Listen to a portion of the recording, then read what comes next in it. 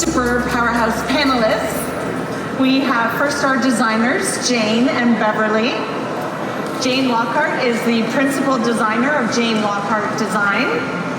We're here to open concept the future of kitchen and bath. So for our designers, Jane and Beverley, innovation sounds fantastic from the product perspective, but let's talk translating that into, designs your clients actually want to live in.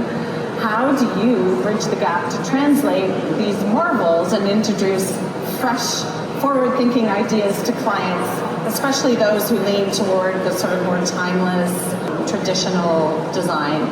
How about you, Jane? Okay, I'll start.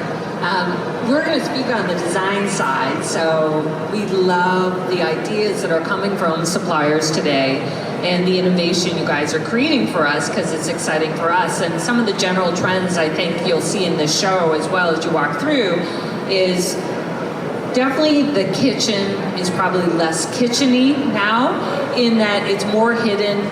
Even the function in the kitchen, like just walking through the show on Thursday, even plumbing is being hidden now, where the turn for the faucet is lower, you push it and it pops out of the countertop. We know that appliances are paneled. So even white, I think we've had peak white, and things are moving definitely in the other direction where things are more and more integrated. So your family room is the kitchen as part of that entire thing. We know that tech is 100% there. You guys have made it that way. So we know that there's going to be lots of tech, but I would say from a client standpoint, that tech is more intuitive, and we look forward to more intuitive tech and it being more integrated so that I can find it and use it easily so that it is intuitive to what it is that I need.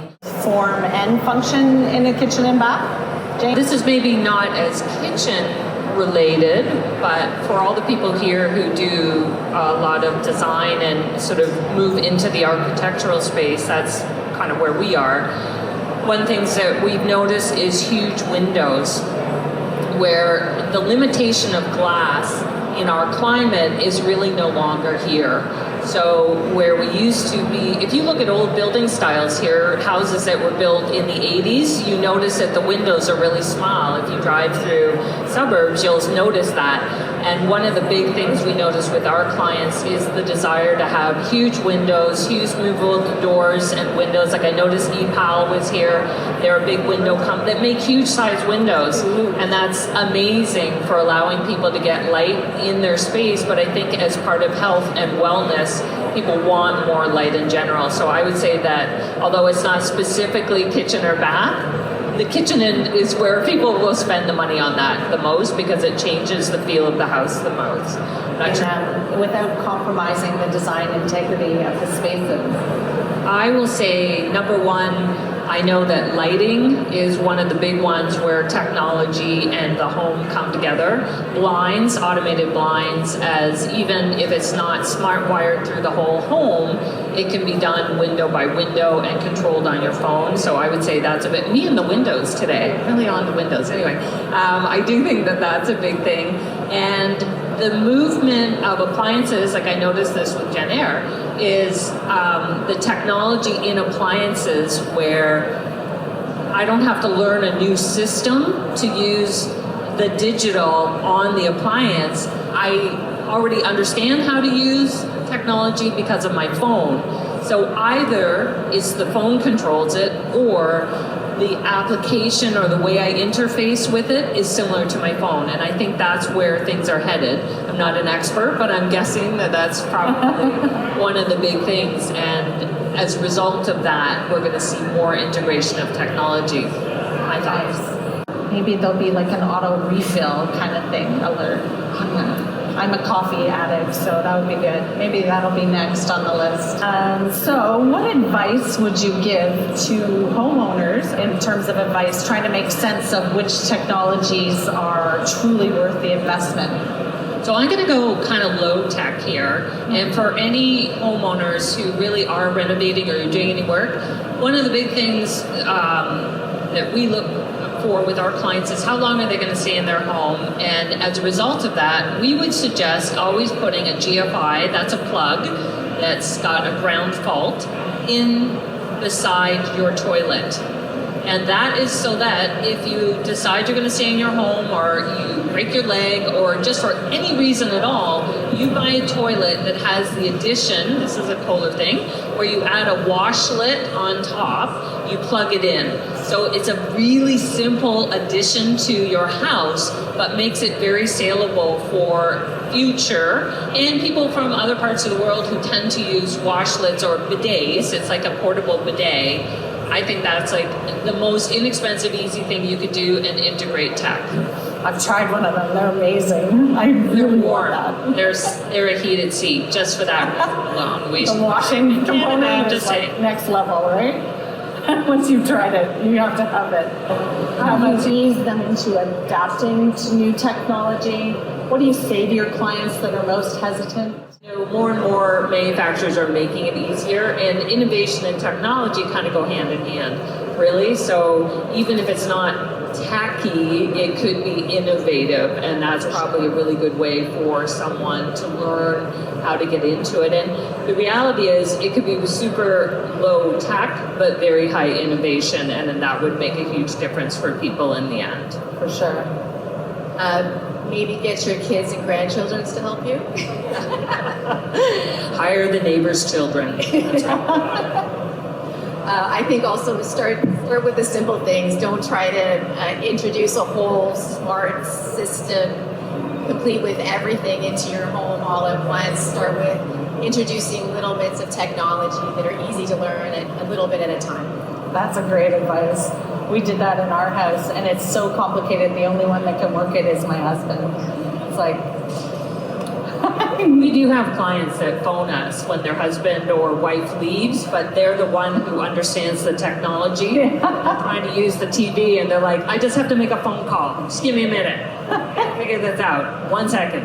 Exactly. Design practices when it comes to sustainability, homeowners can adopt when they're planning their kitchen or bath renos. So speaking for designers and homeowners, I would say that, first of all, we have great respect for our suppliers and partners who put time and energy into sustainability. I think obviously that's great, but it's also good business sense. You know, anyone who does that is because it's also helping their business as well. So we kind of look at our clients and say the same thing. You know, even if you're not thinking about it from an environmental point of view, it just is a good financial decision as well for reducing carbon footprint, all sorts of things like that. On a really simple schedule, not everyone is renovating, and sorry to tell you this, Edmond, buying new appliances. So what we'll say to them is, look, what can we do? You know, maybe it's something as simple as making sure you put sensor lights on. You know, the rooms that you go in and forget to turn the light off, like a pantry is a good example. So it turns on, it turns off, and they're not the horrible ones where it would turn off while you were in the pantry. We've had those, so are better ones now. But things like that help you just naturally do a good job in managing environmental options that are available to you. I would say even making sure that when we're designing it, I know Beverley would know this because she does kitchen design specifically, but you can now buy garbage bins that have garbage recycling and green bin in them, and it's, again, very low tech. But if you're doing a small, minor change to your kitchen, that's something you can build into the kitchen, and you don't have to spend a gazillion dollars doing it. Like, I guess my message is be practical about doing it because it's going to help you. It's not just, obviously it's about helping the environment, but what else can it do to help you at the same time? I think that's really, really important in the end. And appliances, I would say a lot of our clients don't necessarily buy as big appliances anymore. They may buy a series of smaller appliances for different functions, and appliance manufacturers like Jenn-Air, for instance, have those available to people. So I can just get a column fridge that's, I don't know, 24 inches because I don't really need the 36-inch fridge. You know, it's just not how we eat. So I think just being really, as designers, which lots of us are here, asking our clients, like, in reality, do you really need that 42-inch fridge? Do you really need two full large-scale washer dryers? Maybe one could be a 24-inch washer dryer and the other one the 27-30-inch. So I think it's taking the time to drill down with our clients specifically on that, so that sustainability is top of mind. If you are going to replace a stove, and I know lots of people are like, oh, we love our gas stove, it's amazing, but when I really ask my clients, do you guys really sear using the flame on the gas stove? No, they do not. Well, our job is to ask that question, because switching to an induction really is, it's not new technology, it's new to us here more in North America, but it is hugely successful, and a lot of restaurants actually use induction. You just don't realize they use it. It's a really great tech. It's obviously from sustainability, it's electric, and it heats up really, really quick, cools off really, really quick, and allows you to cook more effectively. It's just learning that induction is different than something else. It's not like the old coil on top of your stove. It's not like that. And I would strongly recommend looking at, if you don't know anything about it, getting some education here today. It's totally worth it to learn about it. And we have clients that are really conscious of it now, because gas is being questioned in our home as a usable product for heating and, of course, for things like fireplaces and cooking. Or that you haven't seen so much of that you really wish you saw. For example, Finland, I love that they have some for cabinetry that have drying in it, so you can just put your dishes and it dries right out from the cabinetry. Is there something in design and style that you're wishing you saw more of that people will allow you to do? Good question. So just off the top of my head, that comes to mind, and maybe it's just, I have Italy on the brain, is, as much as we're talking about kitchens, is also the hiding of the kitchen. And I think seeing a lot more innovation in cabinetry, which I know you do a lot of, in terms of how it allows us to have all the stuff we want, the 20 appliance, countertop appliances, but the fact that we now have doors that turn and recess, and I can pull them out and go in front of my appliances. Like, I think seeing more of that, we're seeing, plus more technology in appliances in general, which you guys are bringing in plumbing, I think is pretty amazing. I think that's what we're going to see more.